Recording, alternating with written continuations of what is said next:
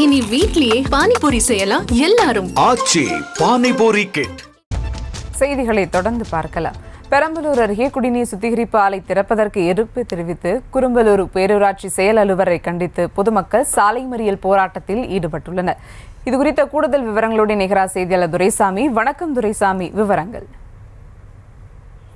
பெரம்பலூர் அருகே குரும்பலூர் பேரூராட்சி உட்பட்ட பகுதிகளில் பாண்டியன் என்பவர் பெட்ரோல் பங்கு நடத்தி வருகிறார்.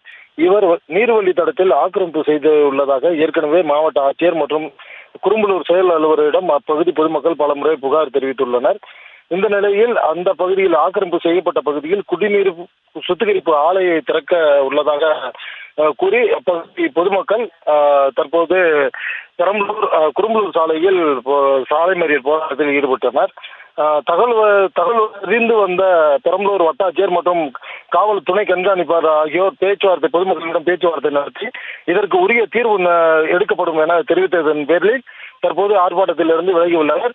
மேலும் இது குறித்து நடவடிக்கை எடுக்கவில்லை என்றால் பெரிய போராட்டம் செய்யும் என்ற பொதுமக்கள் தெரிவித்துள்ளனர்.